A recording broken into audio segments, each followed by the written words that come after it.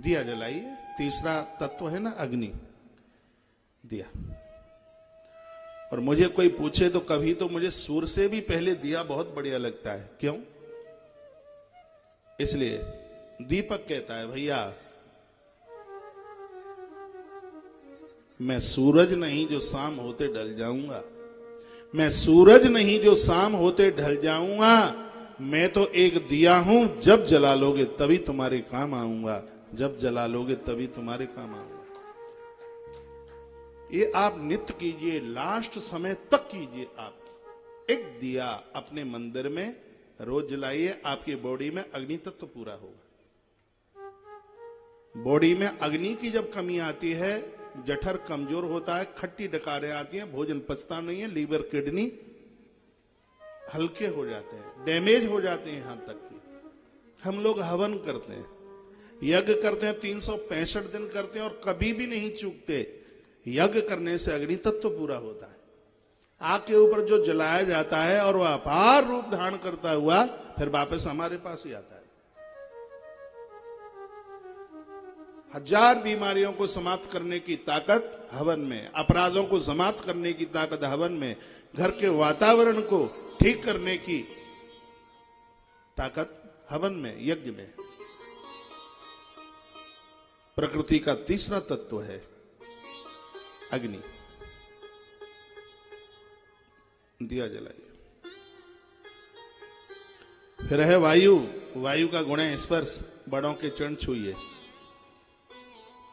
छोटों के सिर पर हाथ रखिए, स्पर्श। इसका अर्थ है ऑफिस जा रहे हो, देखिए क्या क्रम बताया। सुबह जगे तो धरती माता को प्रणाम, उसके बाद स्नान में जल को प्रणाम, नहाने के बाद मंदिर में एक दीपक की ज्योत, इतना हो गया। ऑफिस जा रहे हैं, काम पर जा रहे हैं, बच्चे स्कूल जा रहे हैं, तो वायु का गुण है स्पर्श, चरण छूइए, चरण छू लीजिए। अब है आकाश का गुण है जिसका नाम है शब्द। ऑफिस में पहुंचते हैं, राम राम बोलिए, प्रणाम बोलिए सामने वाले को, उसको भी बड़ा अच्छा लगेगा। ये 5 चीजें हमें देव बना देंगी। ये 5 देवताओं में क्या यही तो है, और क्या है 5 देवताओं में? विष्णु में आकाश का गुण है शब्द, सूर्य में वायु का गुण है, दुर्गा मां में अग्नि का गुण है, गणेश में जल का गुण है और महादेव में पृथ्वी का गुण है। इसलिए तो महादेव भस्म लगाते हैं, क्योंकि भस्म जमीन से पैदा होती है। गणेश को हाथी का मस्तिष्क है, क्योंकि हाथी को जल बहुत ज्यादा प्रिय है, बहुत प्रिय है हाथी को जल प्रिय है। जल तत्व का ये देवता है।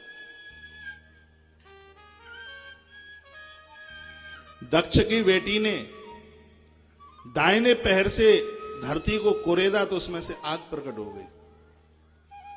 ये शक्ति है, अग्नि का प्रतीक है। रामायण का सहारा लीजिए, जैसे ही रावण ने उस लक्ष्मण रेखा के ऊपर पाम रखा सीता को छूने के लिए, तो उसको लगा के मैं जल रहा हूं, क्योंकि शक्ति अग्नि तत्व है, अग्नि रूप है। इसलिए कहा जाता है कि माता परंभा की पूजा किया करें, नवरात्रा किया करें, क्योंकि आपको चूल्हा चौके में ज्यादा रहना पड़ता है।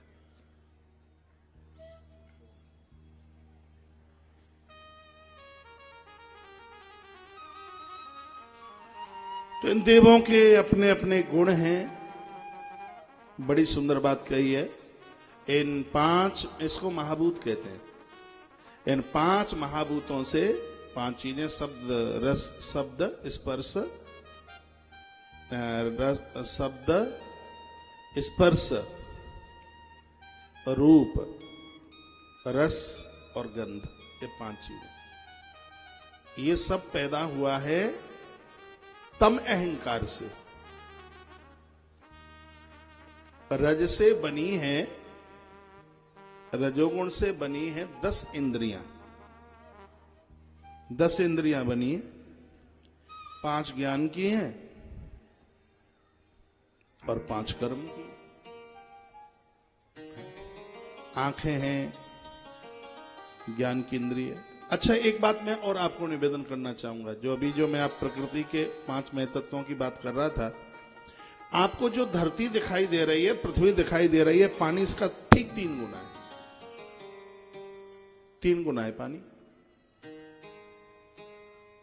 हाँ, 3 गुना।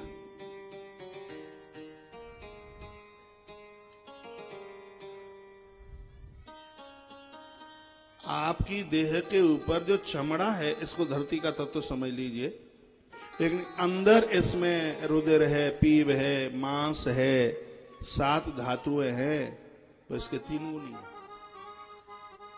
जहां हम और आप रुके हैं, धरती से पानी 3 गुना ज्यादा है। और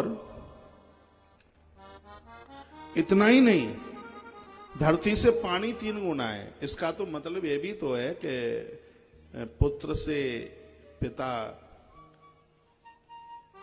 गुणे में ज्यादा ही होता है, कम नहीं होता। जल से अग्नि 3 गुनी ज्यादा है। जल से अग्नि 3 गुनी ज्यादा है। अग्नि से हवा 3 गुनी ज्यादा है। और हवा से शब्द 3 गुना ज्यादा है।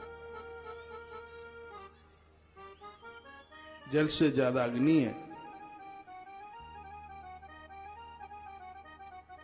जल से ज्यादा अग्नि।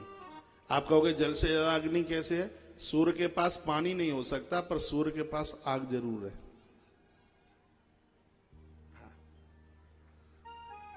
बिजली का तार आप डाल दीजिए, हो सकता है कि उसमें पानी ना हो, लेकिन उस करंट में आग जरूर होगी।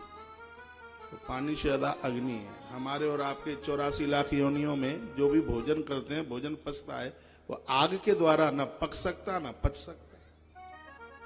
अग्नि ज्यादा है।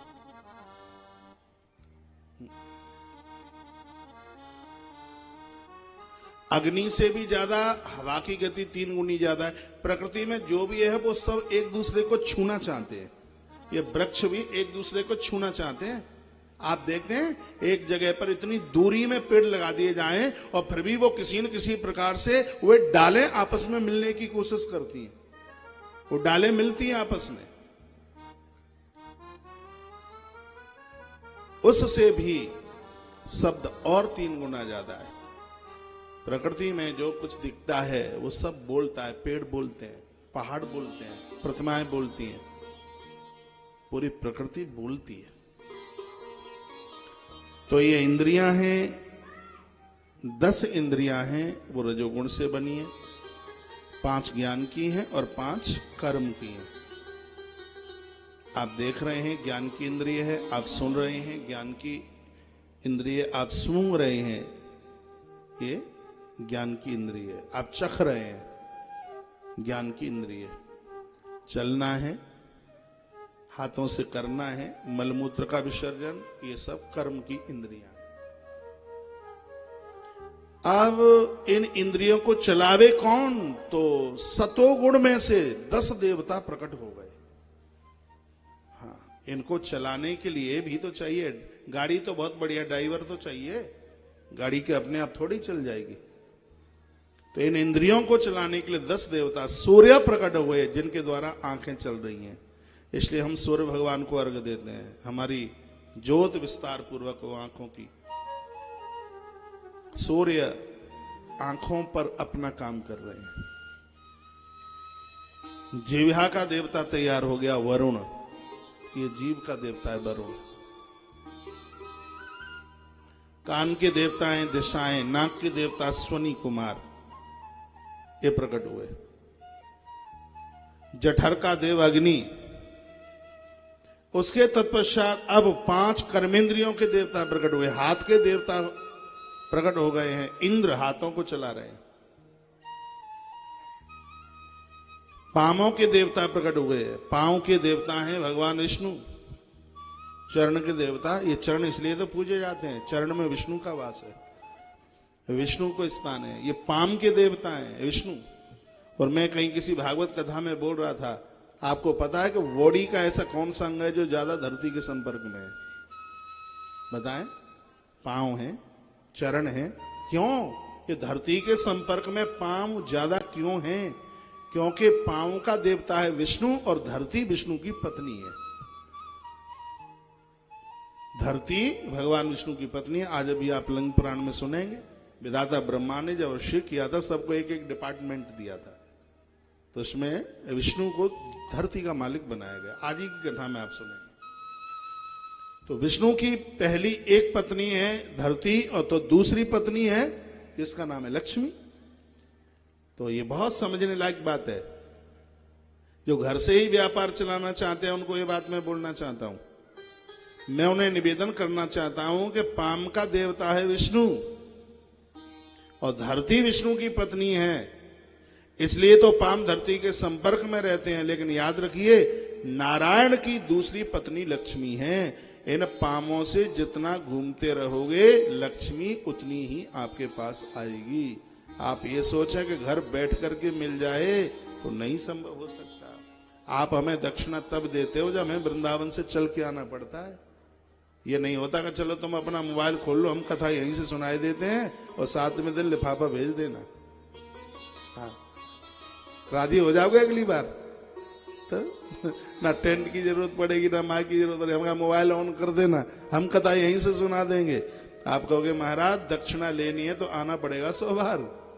हाँ जी, जाना पड़ेगा, पक्का ही जाना पड़ेगा।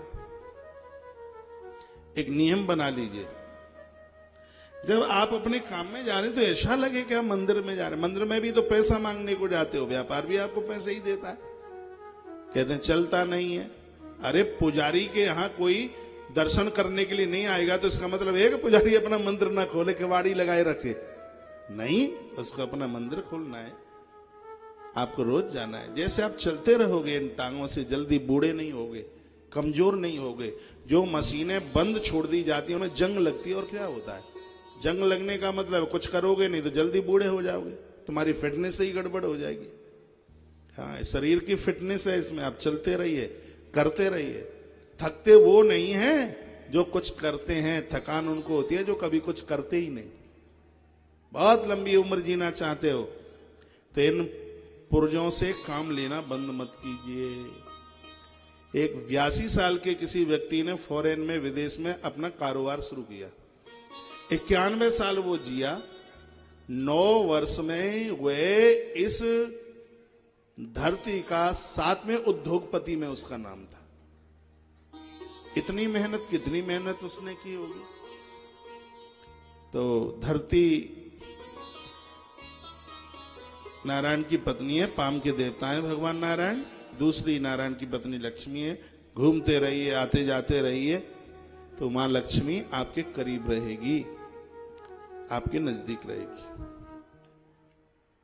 मन बुद्धि चित्त अहंकार चतुष्टय अंतःकरण का भी आविर्भाव हुआ है। 24 तत्वों के द्वारा यह शरीर बना। 84 लाख योनियों का सृजन करने वाले स्वयं भगवान हैं, स्वयं परमात्मा है भैया, और कोई नहीं है।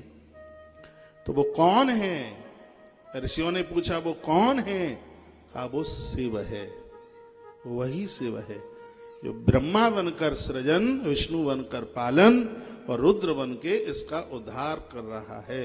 ये वही शिव है। अब पूछा कि वह शिव इन 3 रूप में आके ईश्वर आकर के बनता है, इसकी पूजा किस प्रकार से करें? कल यहां प्रकरण छोड़ा था, और आइए एक बार मैं आपको वहीं उसी कथा की तरफ लेकर के चल रहा हूं। सुबह सुबह ले शिव का नाम, शिव आएंगे तेरे काम। फिर देखो चलते हैं, बहुत आनंद आएगा आज की कथा में।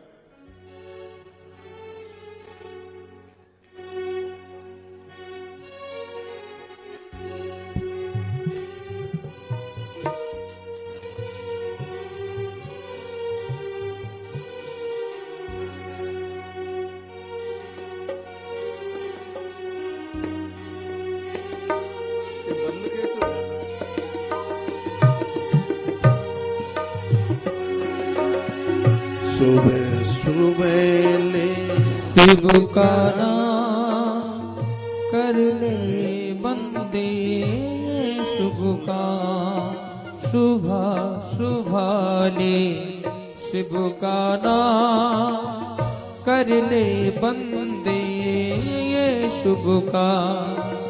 शुभा शुभाले शिव का नाम कर ले बंदे ये शुभ का। शुभा शुभाले शिव का नाम कर ले बंदे ये शुभ का। शुभा शुभाले शिव का नाम शिव आएंगे तेरे काम। शुभा शुभाले शिव का नाम कर ले बंदे ये शुभ का। ओम नमः शिवाय, ओम नमः शिवाय, ओम नमः शिवाय, ओम नमः शिवाय।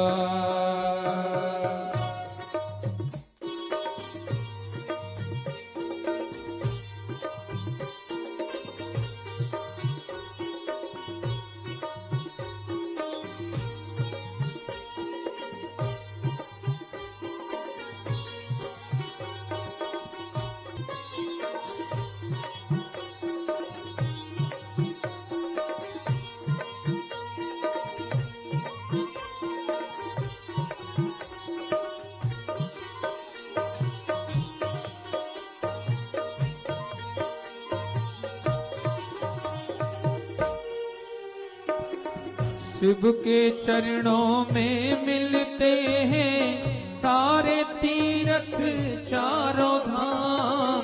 शिव के चरणों में मिलते हैं सारे तीर्थ चारों धाम।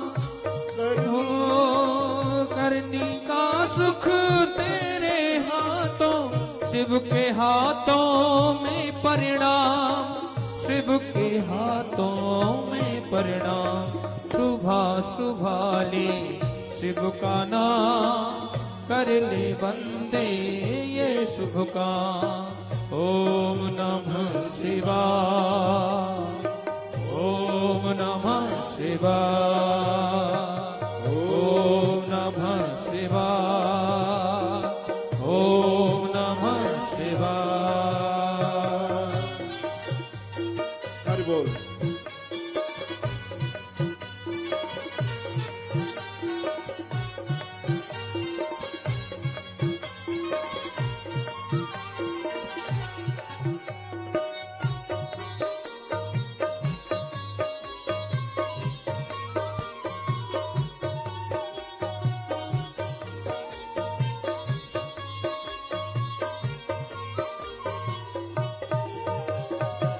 शिव के रहते कैसी चिंता, साथ रहे प्रभु आठों याम।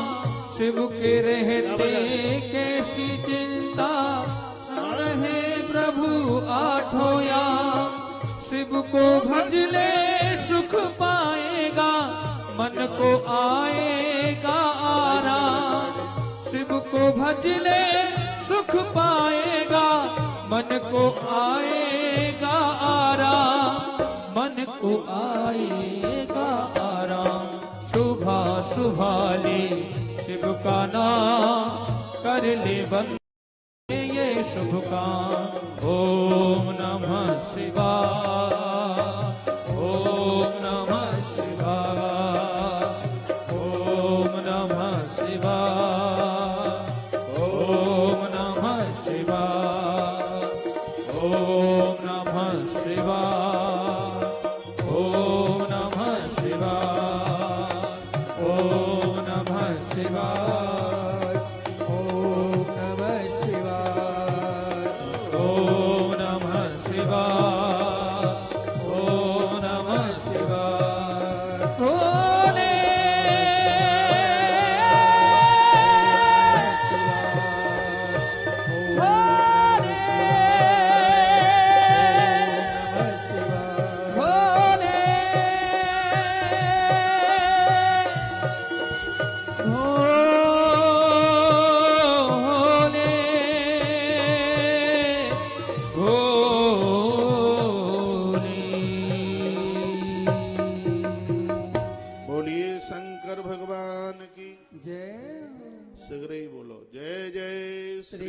राधे जय जय श्री राधे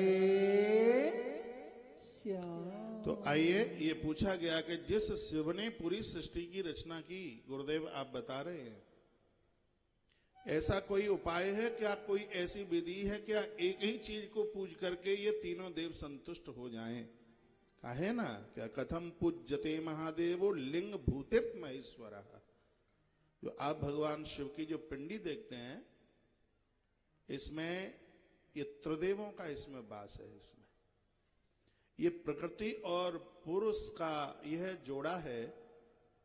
जहां नीचे पानी गिरता है वो प्रकृति है, ऊपर जो पिंडी है वह पुरुष है। लिंग पुराण में लिखा है कि जो भी धरती पर पुरुष वर्ग दिखाई दे रहा है, इसमें महेश्वर का तत्व है। जो भी स्त्री रूप में जो दिखाई देवे, उसमें मां भगवती जगदम्बा का तत्व है। तो पूछा गया, भक्तुर्मर्हसि च अस्माकं रोमहर्षण सांप्रतम।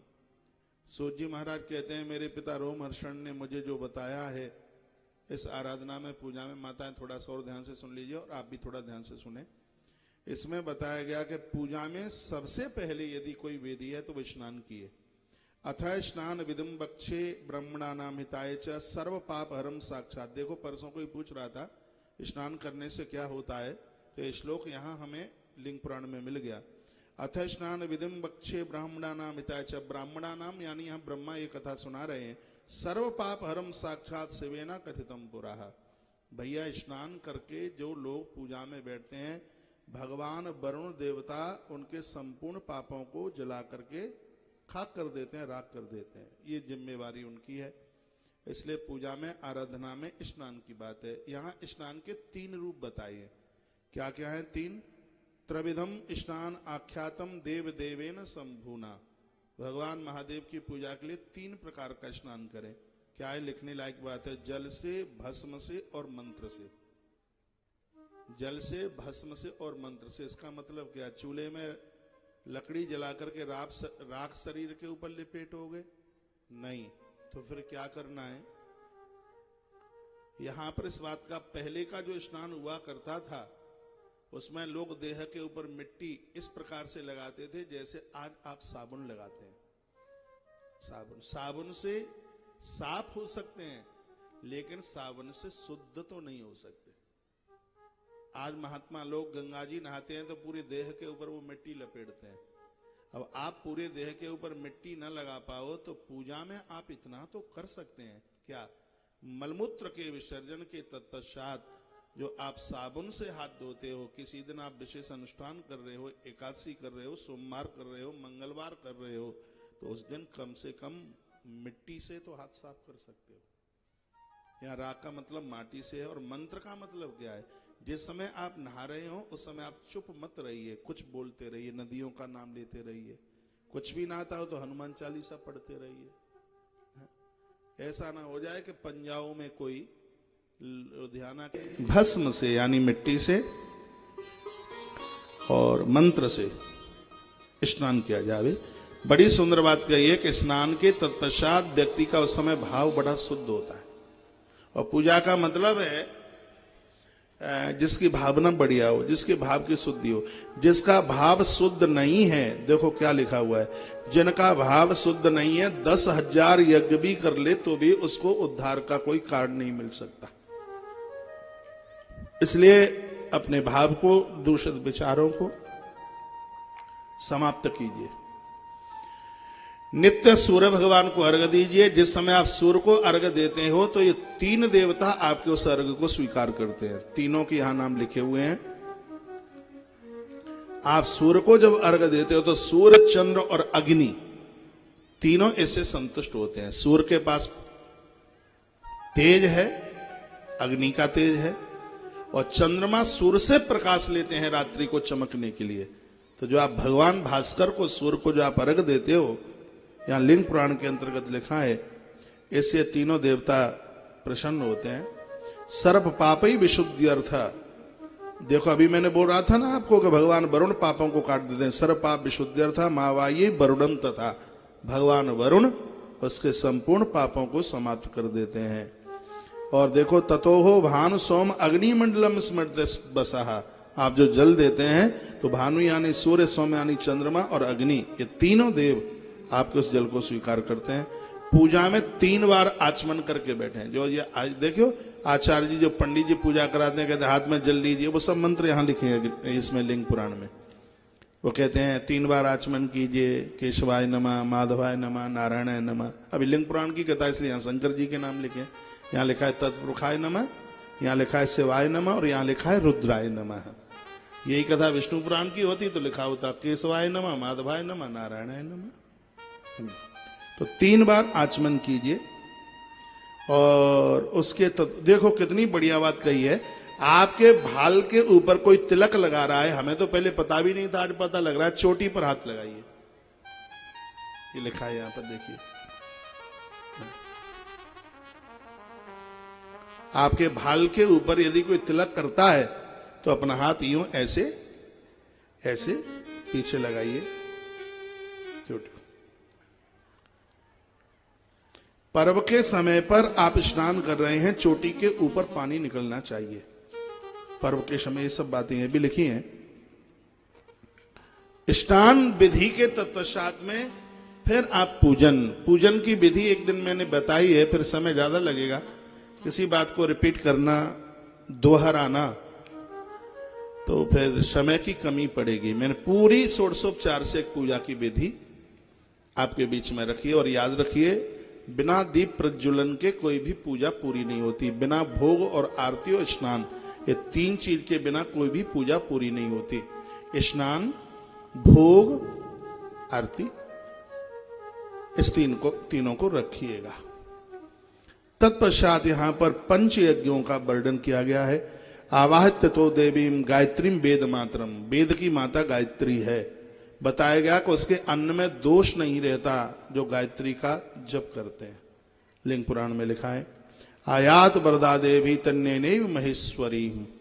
भैया माता गायत्री संपूर्ण पापों को जला के राख करती है, विद्वान बना देती है। सहस्रम बा तदर्थम बा शतष्टोत, ओहो देखो कमाल कर दिया।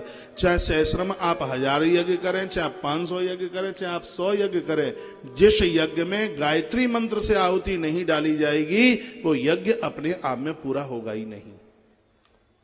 ये लिखा है। यहां पर 5 प्रकार के यज्ञों का वर्णन किया है। और भी ग्रंथों के माध्यम से मैंने इसकी चर्चा आपको कई बार की है। पूरी सृष्टि यज्ञ में ही तो, आप भोजन करते हैं ये भी तो यज्ञ ही तो है। यज्ञ में क्या होता है? कुंड होता है, सामग्री होती है, सुरवा होता है, सुरवा होता है। और एक जहां से यज्ञ डाले जाते हैं, यज्ञ में आहुति डाली जाती है, वो बाहर की पर्दे 3 मेखलाओं से जुड़ी हुई योनी, जहां से आप सुरवा से आप घी की आहुति डालते हैं। इस बॉडी में देखिए, इसमें भी तो आप रोज खाते हैं, क्या यज्ञ है? यज्ञ है, ये यज्ञ है। इसमें हाथ तो सुरवा का काम कर रहा है, मुंह योनि का काम कर रहा है, और जो पदार्थ है जो आप अंदर लेके जा रहे हैं वो साकल्य का काम कर रहा है। जो आपका पेट है वो कुंड का काम कर रहा है। आप यज्ञ करते हैं, उससे आपको फल प्राप्त होता है, और आप जो खाते हैं वह 7 धातुएं इस यज्ञ के परिणाम हैं। यज्ञ के द्वारा किया गया फल अपने आप में बड़ा विशेष है। और ये पेट में आहुति डालने से जो 7 धातुएं बनी हैं उसकी भी अपने आप में एक बहुत बड़ी विशेषता है। यज्ञ के फल को कोई ऐसे ही नष्ट नहीं करता। तो इस यज्ञ के द्वारा जो एक संपदा पैदा हुई है, प्रकट हुई है, उसको कोई ऐसे ही समाप्त नहीं करता।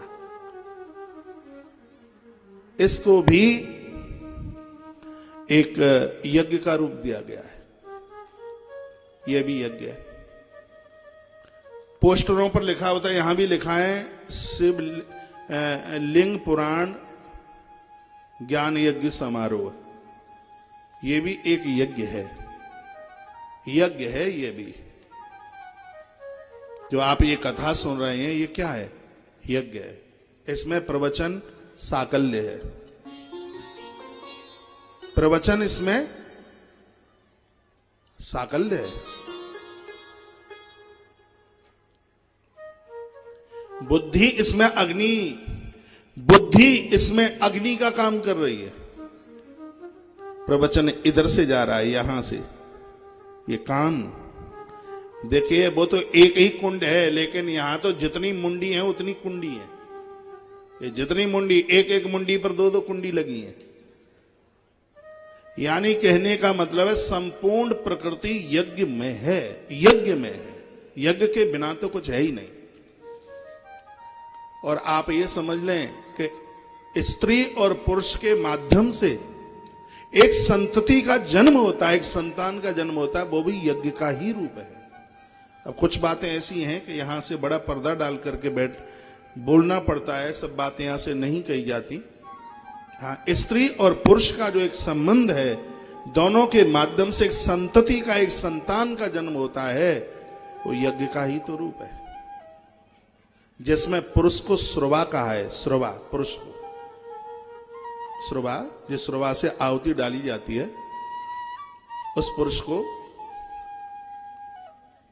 श्रवा का। एक बार जयकारा लगाइए, बोले बांके बिहारी लाल की जय।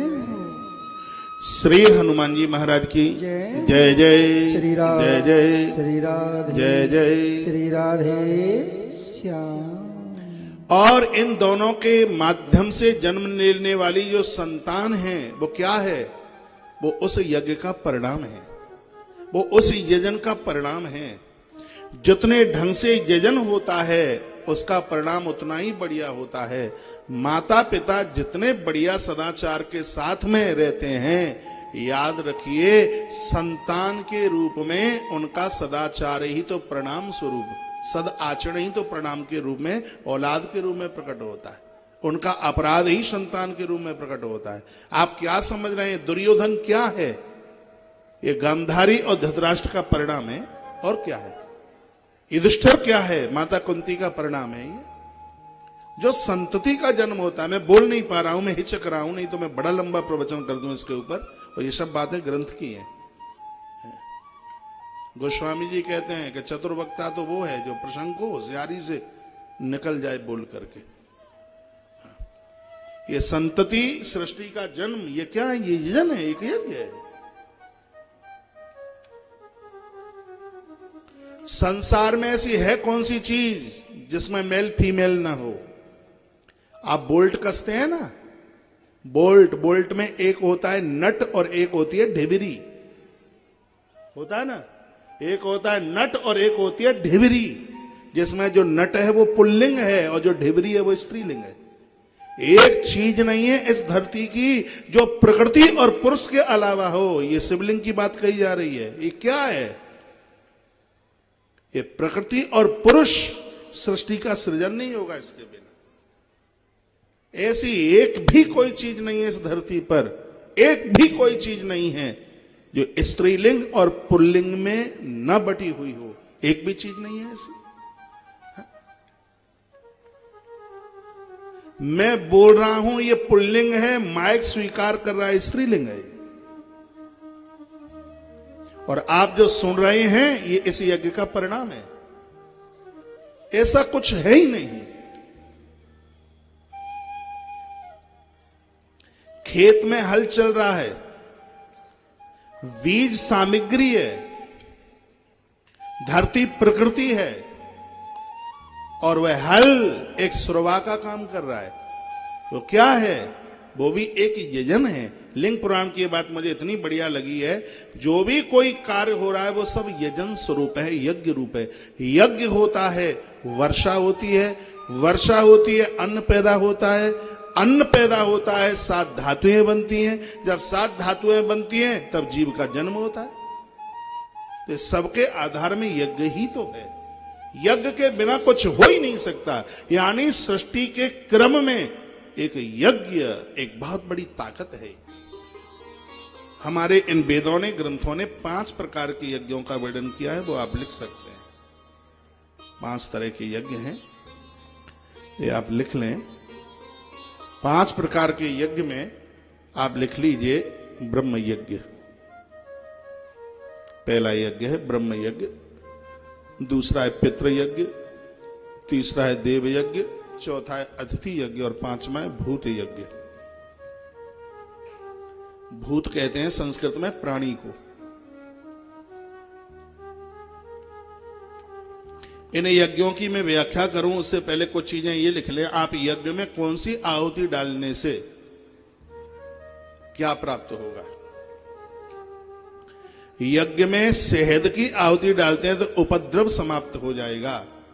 माता पिता संतान को जन्म देने से पहले यदि शहद का प्रयोग करते हैं तो जन्म लेने वाली संतान उपद्रवी पैदा नहीं होगी। क्या कमाल की बात है। पूरी जिंदगी को आप यज्ञ से जोड़िए। इस यज्ञ में आप शहद की आहुति डालेंगे। सुनो, बहुत ध्यान से, रिकॉर्ड करने लायक बात है। इस यज्ञ में आप शहद की आहुति डालोगे तो उपद्रव समाप्त हो जाएंगे।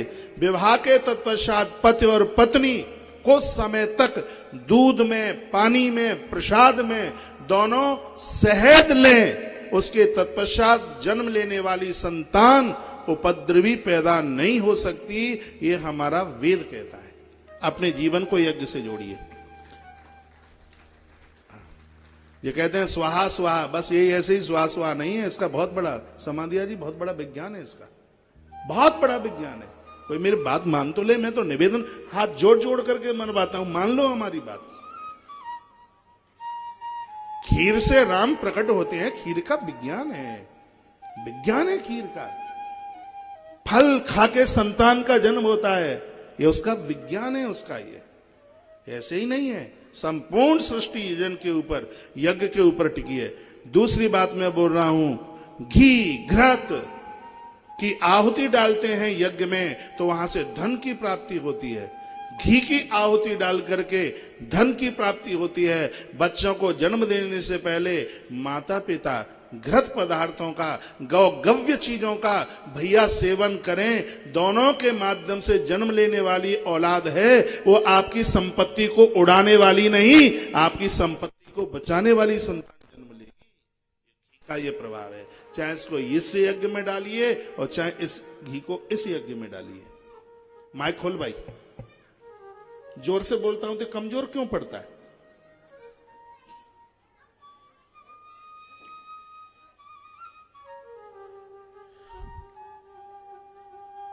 घी में बड़ी पौष्टिकता है। घी के बिना कोई भी यज्ञ पूरा नहीं होता। तो गौगव्य के बिना आपका जीवन पूरा ठीक से कैसे होगा। इसलिए घृत, और विशेष रूप से उन माताओं का ध्यान रखना जो बच्चों को जन्म देने वाली हैं। इसी ग्रंथ के माध्यम से एक दिन मैंने निवेदन किया है।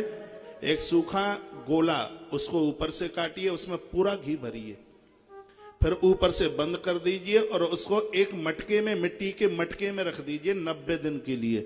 90 दिन के तत्पश्चात घी उसकी रग रग में घुस गया होगा। फिर उसके छोटे छोटे टुकड़े बारीकी से पीसिए, उसका लड्डू बनाइए और भी कोई पदार्थ बनाइए। जन्म देने वाली उस स्त्री को, उस पुरुष को, दोनों को वो घृत सामग्री दीजिए। दोनों के माध्यम से जन्म लेने वाली अद्भुत औलाद का जन्म होगा, ग्रंथ कहता है। घी की आहुति, घी धन प्रवर्तक है। इस यज्ञ में घी की आहुति डालोगे तो वह धन की प्राप्ति कराएगा। और बच्चों को जन्म देने से पहले इस घी को तुम स्वीकार करोगे तो ऐसी औलाद का जन्म होगा जो तुम्हारे धन का नाश नहीं, तुम्हारे धन की वृद्धि करेगा। क्योंकि संतान 3 प्रकार की होती है। एक है उत्तम, एक है मध्यम और तीसरी है अधम। मध्यम संतान वह है माता पिता ने जो दिया है उसको ना घटने दिया ना बढ़ने दिया, उसको मध्यम कहते हैं। खोलो भाई माइक। और उत्तम औलाद वह है माता पिता ने जो दिया उसका कई गुना करके रख दिया। और अधम वह होता है भैया बढ़ाया तो कुछ भी नहीं, और जो था उसको 3 दिन में सब सफाया कर दिया, वो अधम होता है। वो तो 3 प्रकार की संतान है। ये तो अब हम विचार कर लें कि उनमें से हम कौन से हो सकते हैं। देख लें, पूछ लें अपने आप को। यज्ञ की भाई बात चल रही। यज्ञ वही विष्णु, यज्ञ तो साक्षात ईश्वर का ही रूप है। हाँ, आगे इसमें लिखा है दूध के द्वारा गांव की प्राप्ति होती है। दूध के द्वारा, दूध यज्ञ में डालो, गांव के गांव आपके होंगे। और दुग्ध यदि आप अपने उदर में पहुंचाओ, अपने पेट में पहुंचाओ, भैया दुग्ध का तो इतना बड़ा प्रभाव है, क्या बताऊं। मैं और तो कुछ पता नहीं क्या लेता हूं नहीं लेता, लेकिन कथा में दूध पी करके जरूर बैठता हूं। सोचने की ताकत बढ़ती है, मस्तिष्क बिल्कुल ताजी रहता है। हाँ बिल्कुल। और ये दूध को भी आप ये स्त्री पुरुष लेते रहेंगे तो होने वाली संतान के ऊपर इसका बहुत अद्भुत गहरा प्रभाव होगा। तत्पश्चात है अंगूर। आहा, अंगूर की आहुति डालने से इष्ट की प्राप्ति होती है। अंगूर को आप फ्रूट में, फल में जोड़िए।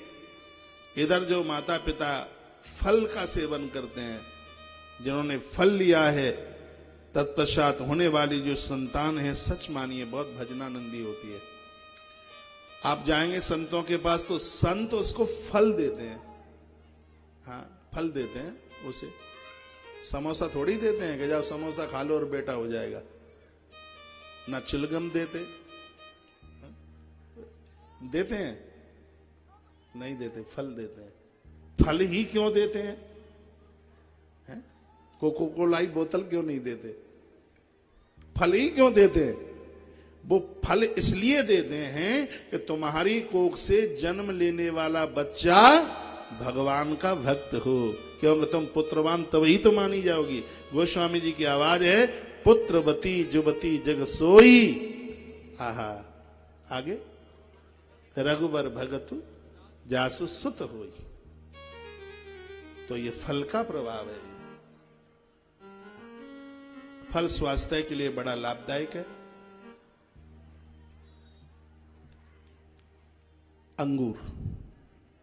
अंगूर जब सूख जाता है तो क्या किसमिस का रूप धारण कर लेता है? अंगूर सूखा अंगूर किसमिस का रूप धारण करता है। रात्रि को किसमिस पानी में भिगाएं, सुबह उसका जल पिए, किडनी कभी भी फेल नहीं हो सकती। हाँ, ये किसमिस का प्रभाव है। ये किडनी मजबूत होती है। सबसे बड़ी बात है, बाथरूम संबंधी जो भी रोग हैं वो सब किनारा कर जाते हैं। इसका मतलब यह भी है, ऐसी चीजें खा करके जो स्त्री पुरुष संतान को जन्म देते हैं, जन्म से वह बच्चे रोगी नहीं होते। ना बाल फैल होगा, ना उसको डायबिटीज होगी, ना आंखों की रोशनी कम होगी, ना और कुछ उल्टा पुल्टा होगा। इसका प्रभाव है। माइक खोल दे भैया, जितनी है इसमें आवाज, 5 पुस्ते पे आवाज पहुंचनी चाहिए। बोलिए बांके बिहारी लाल की जय हो, हनुमान जी महाराज की जय हो। अब ये बताओ, कथा कहता रहूं कि तुम्हें थोड़ा बहुत कीर्तन की जरूरत है? मुझे तो नहीं जरूरत है, तुम बताइए, बोलो। हाँ देखो, हाथ ला रहे हैं, कोई जरूरत नहीं है, कथा ही कहिए। यहाँ तो सूखे सर्राटे है और क्या। हाँ।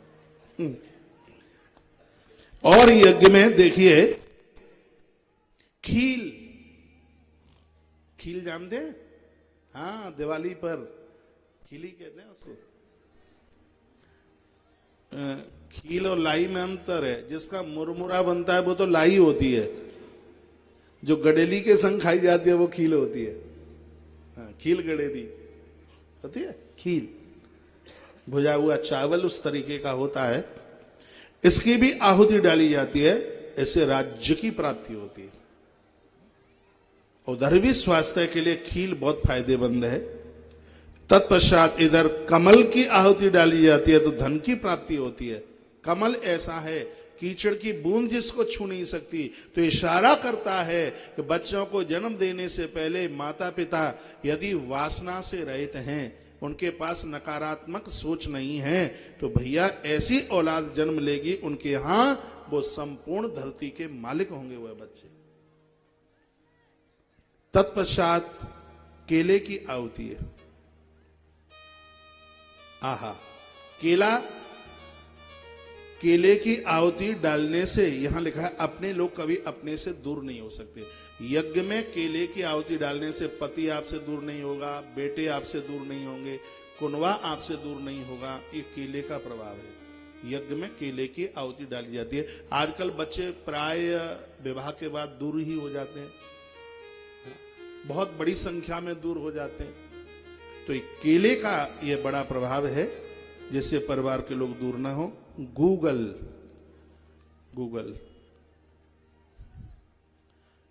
ये गूगल नेट वाला इंटरनेट वाला गूगल नहीं है।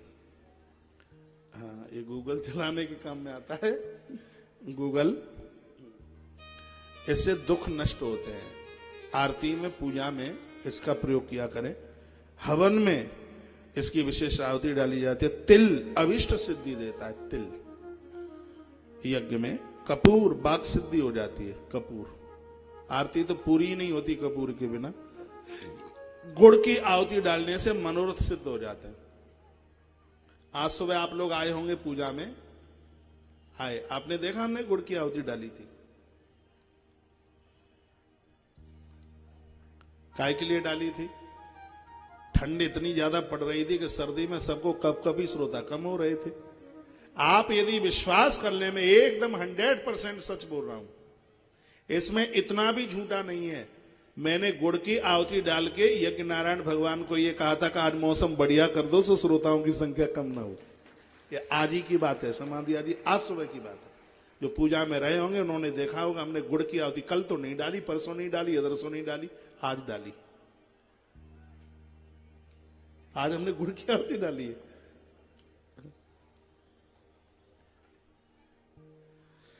यजन में मनोरथ सिद्धि के लिए गुड़ की आहुति है। तो यजन का, हवन का, यज्ञ का अपने आप में बहुत बड़ा प्रभाव है।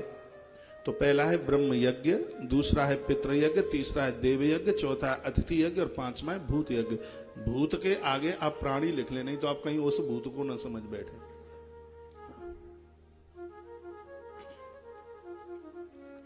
भूत से बड़ा डर लगता है। छोटे में वहां खेत में कुएं से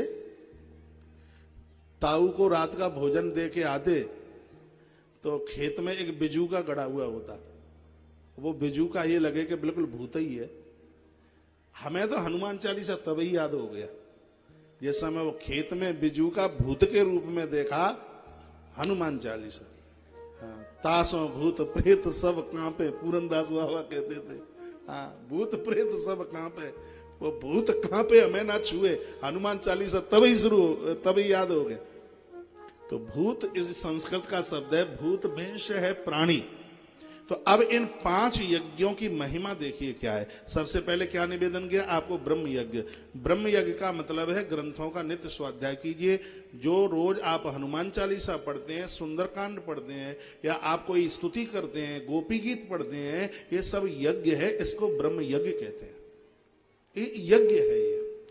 ये प्रकृति के वातावरण को शुद्ध करता है। ये पाठ जो आप करते हैं, स्वाध्याय ग्रंथ का करते हैं, इसको फर्स्ट नंबर के यज्ञ में लिया गया है। पहला नंबर है, इसका नाम है ब्रह्म यज्ञ। इसके बिना आप रहिए मत। ईश्वर ने आपको योग्यता दी है, आप कुछ लिख लेते हैं, पढ़ लेते हैं, तो इसका मतलब यह है कि उसका सदुपयोग इसमें है। आप ग्रंथों का स्वाध्याय कीजिए। शास्त्र सुचिंतन पुण्य से ही, शास्त्रों को जितनी बार पढ़ोगे उतनी ही बार आनंद आएगा। मैं तो यहां तक कहता हूं 18 पुराणों को अपनी लाइफ में एक बार जरूर पढ़िए, पूरा का पूरा। महीने 2 महीने में एक ग्रंथ को आप पूरा कर देंगे। आजकल तो इतनी व्यवस्था है, धन्यवाद गीता प्रेस का कीजिए जिसने सब अनुवाद कर दिया है। नहीं तो आज से 70 साल पहले या 60 साल पहले ये सब उपलब्धि नहीं थी। आज तो उसको बहुत सरल बना दिया गया। तो पहला यज्ञ है कि आप ग्रंथों का पाठन करते हैं, उसको ब्रह्म यज्ञ कहते हैं। ग्रंथ पढ़ने से बड़े सुंदर विचार भाव बड़े सुंदर होंगे। तो पहला ब्रह्म यज्ञ, ग्रंथों का स्वाध्याय। गीता जी का 15वां अध्याय पढ़िए, आपके घर से कोई भूखा नहीं जा सकता। 18वां अध्याय पढ़िए, आपके पास मोह की प्रवृत्ति आपको घेर नहीं सकती। 18वां अध्याय गीता का।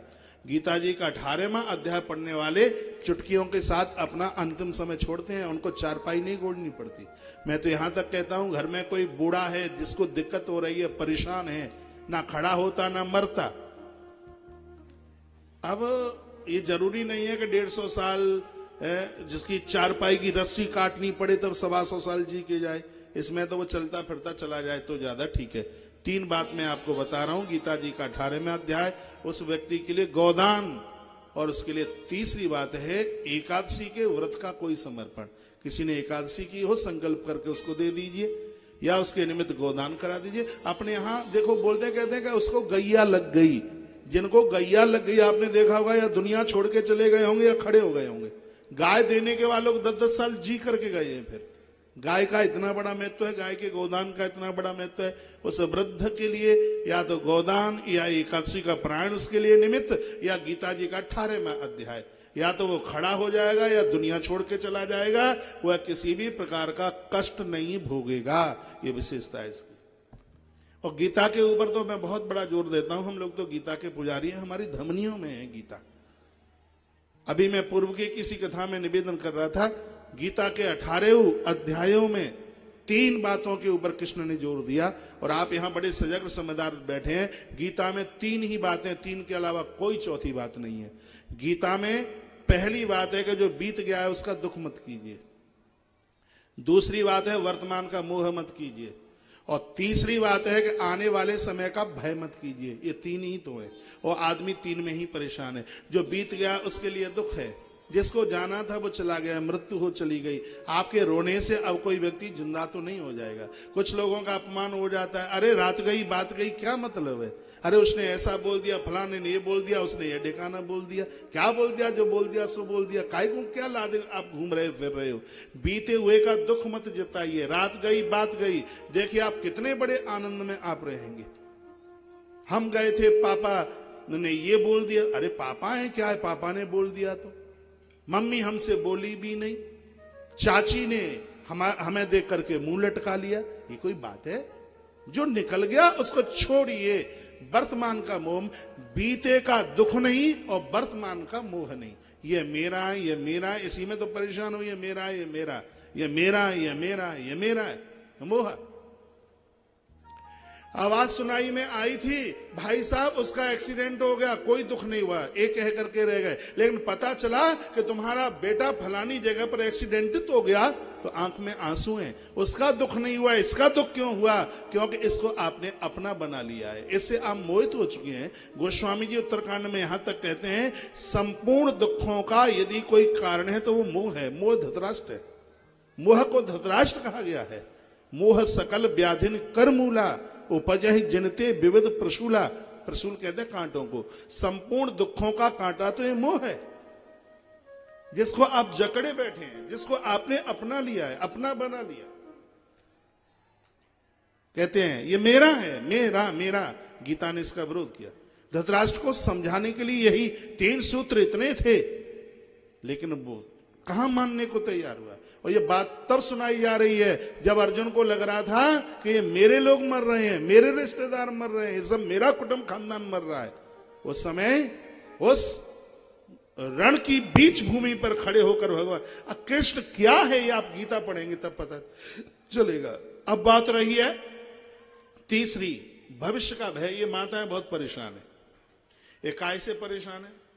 एक तरफ तो लग रहा है अब बेटे का विवाह हो जाए, और संग ही दूसरी तरफ से परेशान है कहीं इसकी घरवाली झगड़ालू ना आ जाए।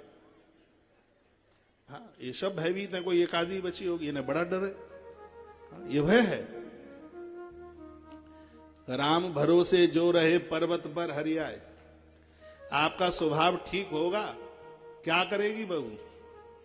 हाँ, निडर होना सीखिए, निडर बनिए, गीता का वाक्य है। तो मैं यहां व्यासपीठ से ब्रह्म यज्ञ की बात जो मैं आपको निवेदन कर रहा हूं, ग्रंथों का आप नित्य स्वाध्याय कीजिए। ये यज्ञ है, यजन है। मैं करता हूं इसलिए आपको बोल रहा हूं। इस ग्रंथ में 5 यज्ञों के ऊपर बहुत बड़ा जोर दिया गया। दूसरा है पितृ यज्ञ। घर में बुजुर्ग हैं, वृद्ध हैं, बूढ़े हैं, उनको पहले जमाइए। वो नहीं है उनके लिए श्राद्ध कर्म कीजिए। आप दान पुण्य करते हैं उनके निमित्त कीजिए। ये सब पितृ यज्ञ में आता है। आपको कहीं अपना नाम लिखाने की जरूरत पड़ गई, यदि उसमें आपने अपना सन ऑफ लिखाया है, आपका पितृ यज्ञ पूरा हो रहा है। मेरे देश का बहुत इलाका ऐसा है जहां लोग अपने नाम के साथ पिताजी का नाम श्री नरेंद्र दामोदर दास मोदी, बहुत है ऐसा भूभाग, बहुत इलाका है जहां संग में ही पिता का नाम। अपने पूर्वजों को याद करना एक यज्ञ है, पितृ यज्ञ है। घर में बुजुर्ग हैं, वो बड़े लोग भाग्यशाली हैं, बड़भागी है, बुजुर्ग हैं, ठीक है। अब बूढ़ों का स्वभाव तो उन्होंने 57 साल पहले का देश देखा है, तो स्वभाव उनका वही होगा। आपकी सहेली मिलने को आएगी तो डोकरी तो पूछेगी, पूरा बायोडाटा पूछेगी, कहां से आई है, कौन सी गली में रहती है, रहने वाली कहां की है, पूरब की है, पश्चिम की है, इटावा साइड की है, भिंड की तरफ की है, वो पूरा बायोडाटा।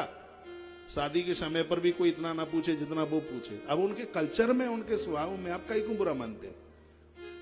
मेरी बहनों को तो सासुएं इसलिए बुरी लगती हैं कि वो सहेली का पूरा बायोडाटा मांगती है, इसलिए। तुम्हारा भाग्य है ये तुम्हारे पास में है, तो ये वृद्ध तुम्हारे पास में है तो तुम्हारे घर को लुटने नहीं देंगे, तुम्हारे घर में डकैती नहीं होने देंगे, हैं? रात में इनको नींद नहीं आती, कहीं कोई कुछ उठा के लेके ना चला जाए। अरे भैया, एक चौकीदार रखते हो, 10,000 रुपया कम से कम लेता है, लेकिन ये तो रोटी खा करके तुम्हारी चौकीदारी कर रहे हैं। वंदन करो इनको, प्रणाम करो, ये बहुत बड़ा देवता है, ये प्रणाम करने को लायक है, प्रणाम करो इन्हें।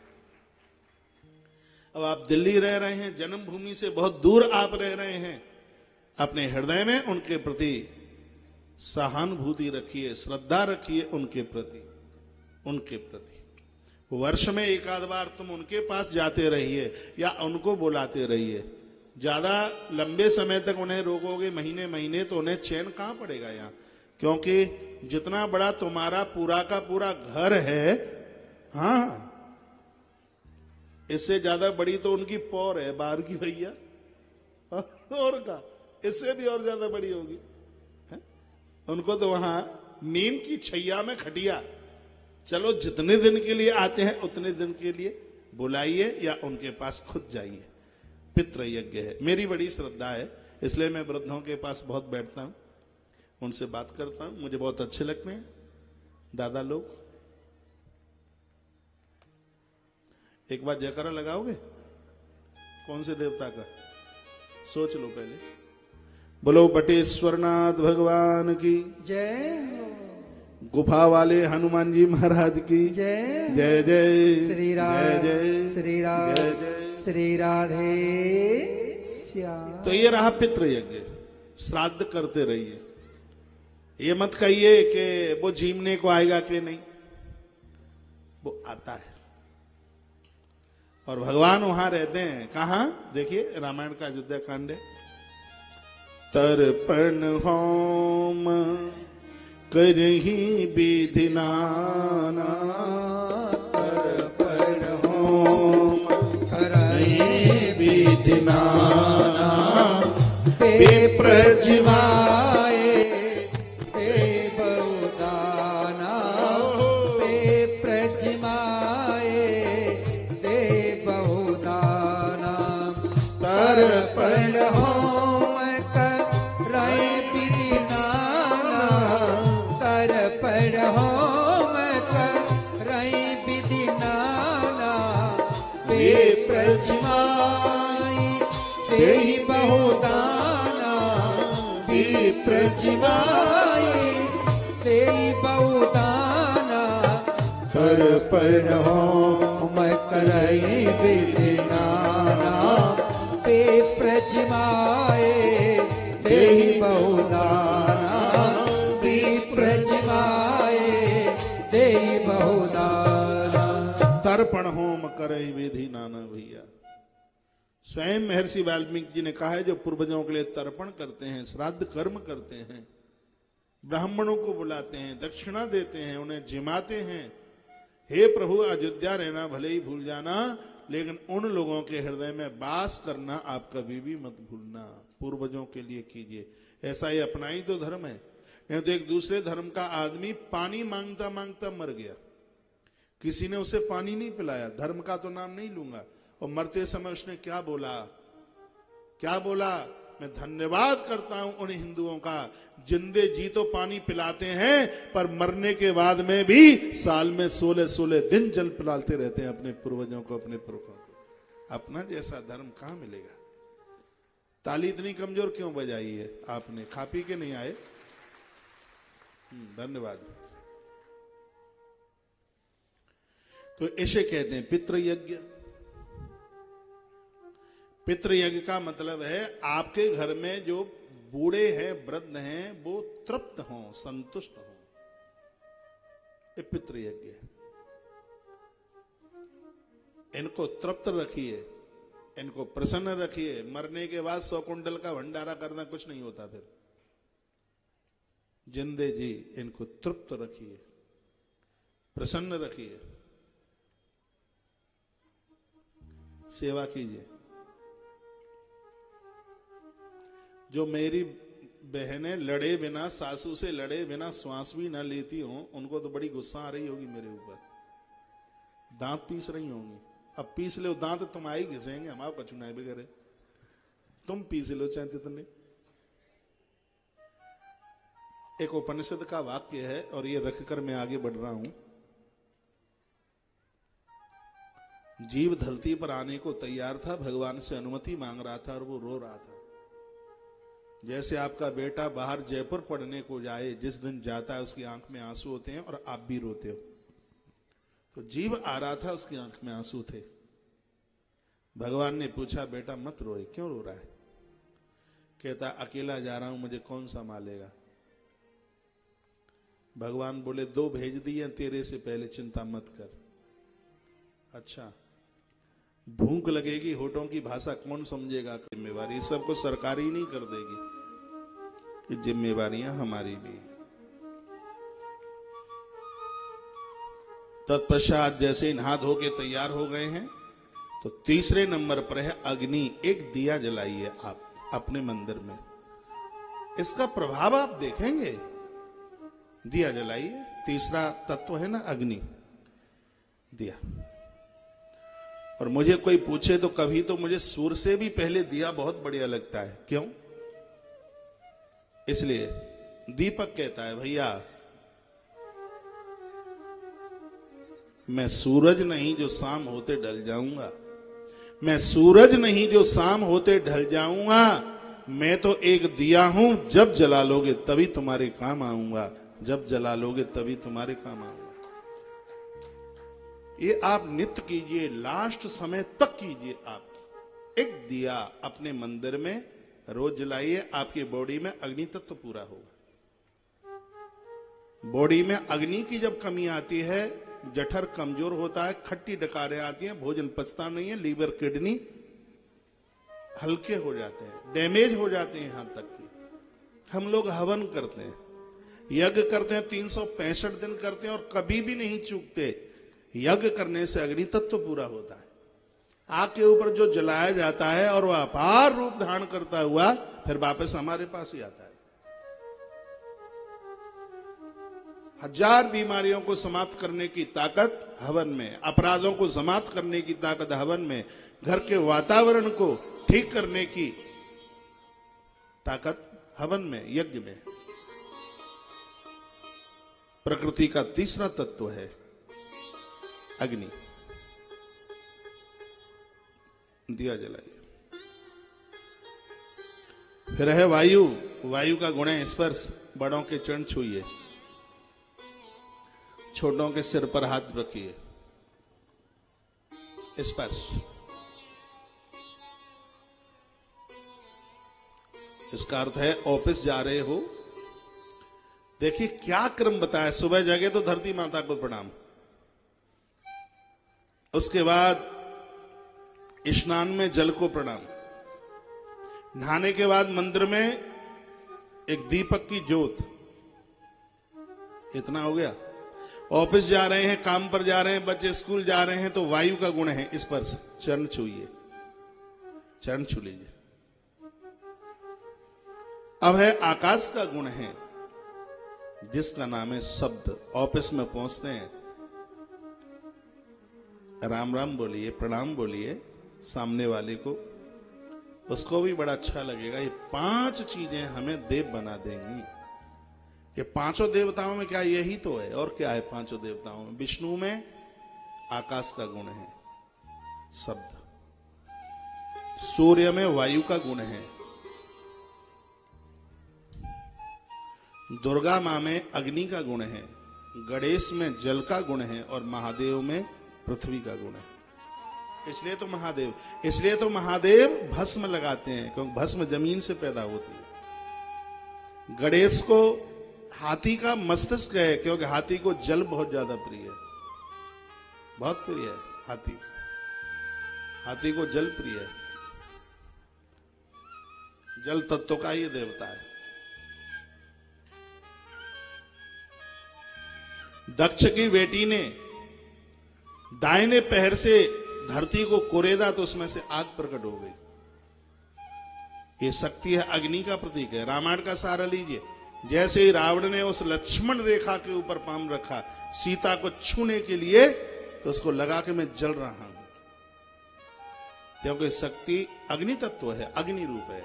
इसलिए कहा जाता है कि माता परंभा की पूजा किया करें, नवरात्रा किया करें, क्योंकि आपको चूल्हा चौके में ज्यादा रहना पड़ता है।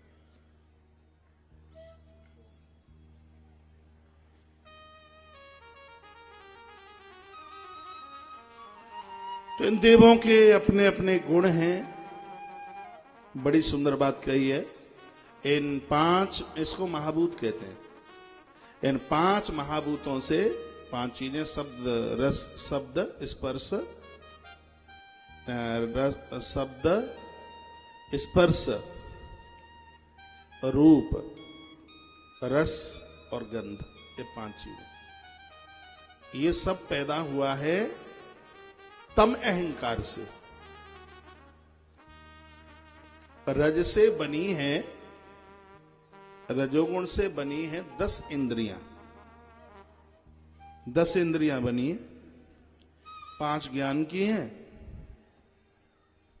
और 5 कर्म की। आंखें हैं ज्ञान की इंद्रिय। अच्छा, एक बात मैं और आपको निवेदन करना चाहूंगा। जो मैं आप प्रकृति के 5 महतत्वों की बात कर रहा था, आपको जो धरती दिखाई दे रही है, पृथ्वी दिखाई दे रही है, पानी इसका ठीक 3 गुना है।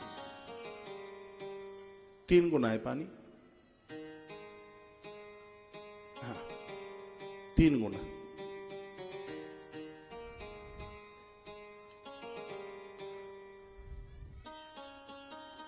आपकी देह के ऊपर जो चमड़ा है, इसको धरती का तत्व समझ लीजिए, लेकिन अंदर इसमें रुधिर है, पीव है, मांस है, 7 धातुएं हैं, तो इसके 3 गुनी है।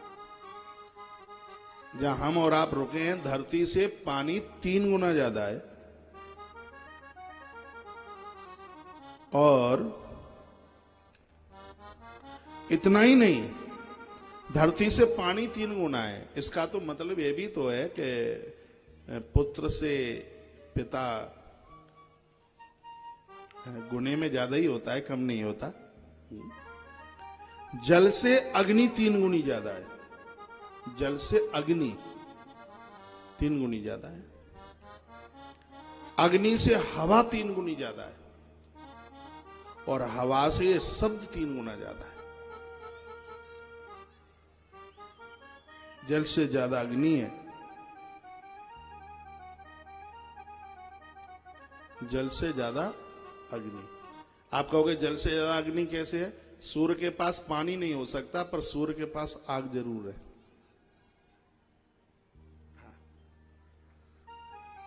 बिजली का तार आप डाल दीजिए, हो सकता है कि उसमें पानी ना हो, लेकिन उस करंट में आग जरूर होगी। तो पानी से ज्यादा अग्नि है। हमारे और आपके 84 लाख योनियों में जो भी भोजन करते हैं, भोजन पचता है, वो आग के द्वारा न पक सकता न पच सकता। अग्नि ज्यादा है।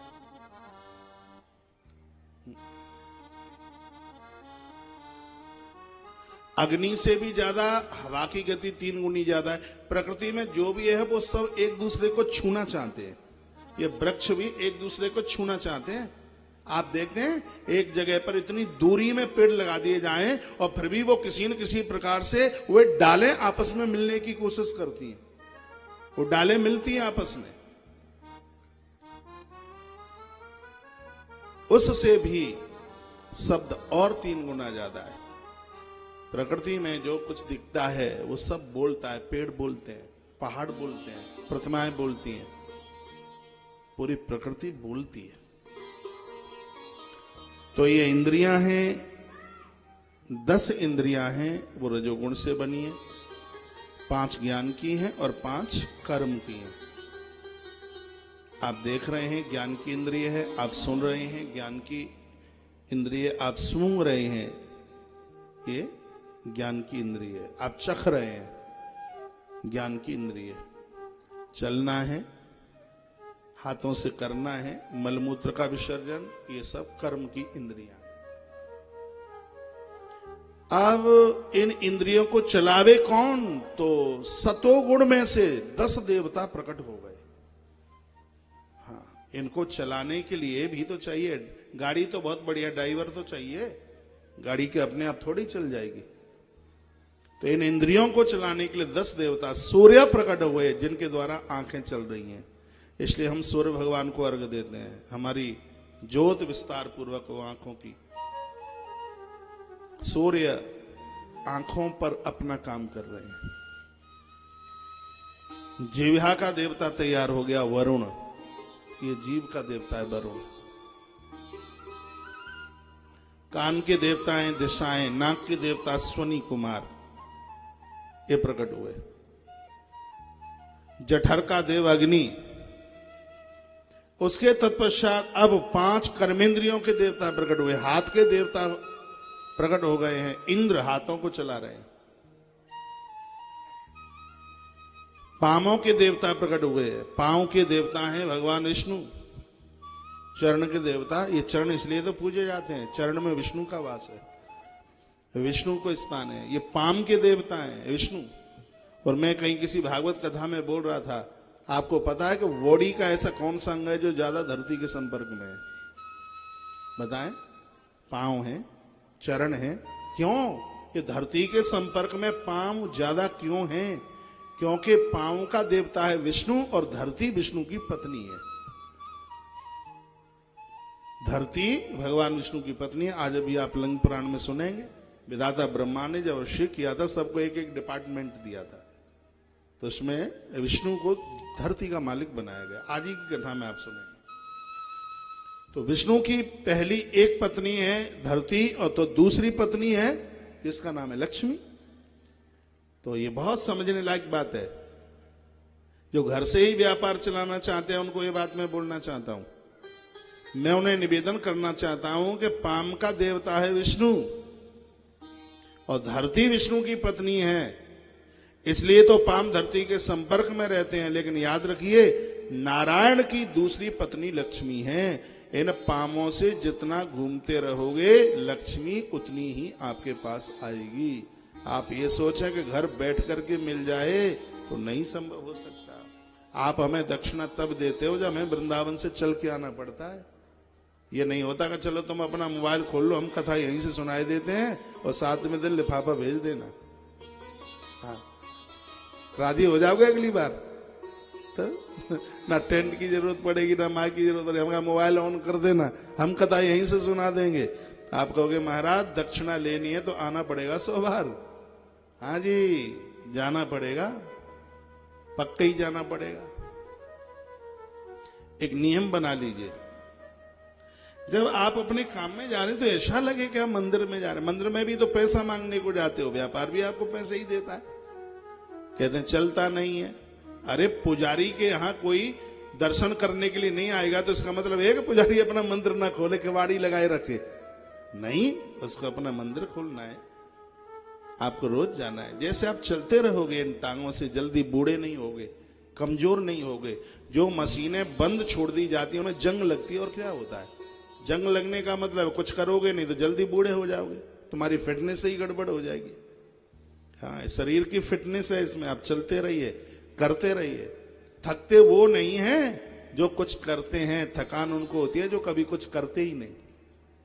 बहुत लंबी उम्र जीना चाहते हो तो इन पुर्जों से काम लेना बंद मत कीजिए। एक 82 साल के किसी व्यक्ति ने फॉरेन में, विदेश में अपना कारोबार शुरू किया। 91 साल वो जिया। 9 वर्ष में वे इस धरती का 7वें उद्योगपति में उसका नाम था। इतनी मेहनत, कितनी मेहनत उसने की होगी। तो धरती नारायण की पत्नी है, पाम के देवता है भगवान नारायण। दूसरी नारायण की पत्नी लक्ष्मी है। घूमते रहिए, आते जाते रहिए, तो मां लक्ष्मी आपके करीब रहेगी, आपके नजदीक रहेगी। मन बुद्धि चित्त अहंकार चतुष्टय अंतःकरण का भी आविर्भाव हुआ है। 24 तत्वों के द्वारा यह शरीर बना। 84 लाख योनियों का सृजन करने वाले स्वयं भगवान हैं, स्वयं परमात्मा है भैया, और कोई नहीं है। तो वो कौन है? ऋषियों ने पूछा वो कौन है?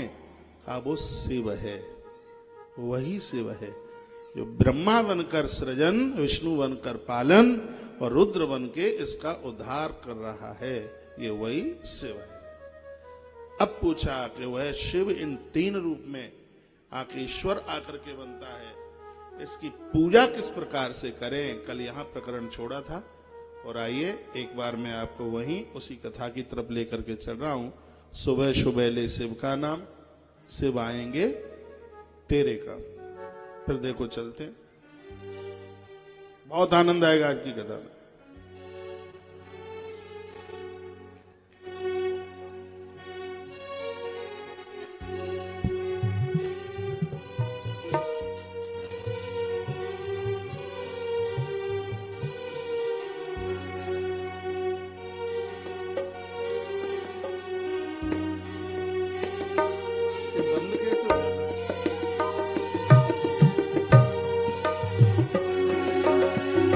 सुबह सुबह ले शिव का नाम कर ले बंदे, शुभ का सुबह सुबह ले शिव का नाम कर ले बंदे, ये शुभ का सुबह सुबह ले शिव का नाम कर ले बंदे, ये शुभ का सुबह सुबह ले शिव का नाम कर ले बंदे, ये शुभ का सुबह सुबह ले शिव का नाम, शिव आएंगे तेरे काम, सुबह सुबह ले शिव का नाम कर ले बंदे,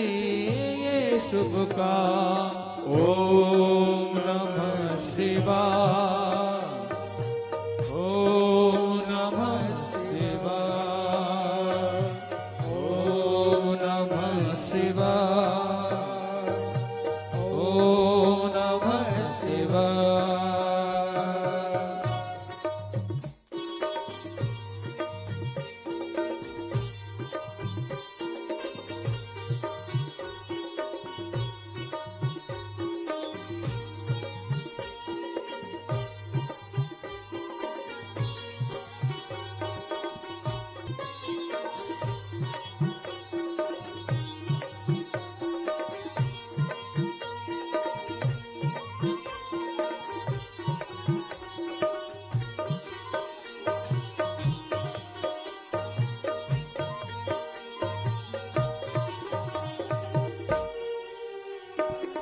शिव के चरणों में मिलते हैं सारे तीर्थ चारों धाम, शिव के चरणों में मिलते हैं सारे तीर्थ चारों धाम।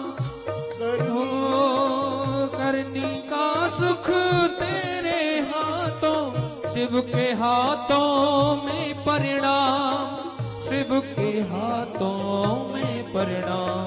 सुबह सुबह ले शिव का नाम कर ले बंदे, ये शुभ काम। ओम नमः शिवाय, ओम नमः शिवाय, ओम नमः शिवाय, ओम नमः शिवाय। हरि बोल।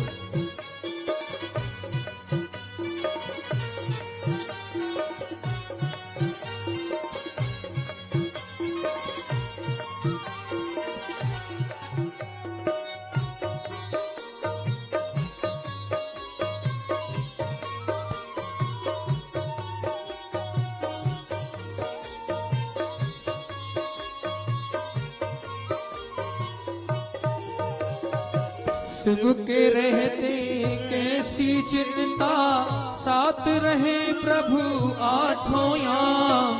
शिव के रहते कैसी चिंता, साथ रहे प्रभु आठों याम। शिव को भज ले सुख पाएगा, मन को आएगा आराम।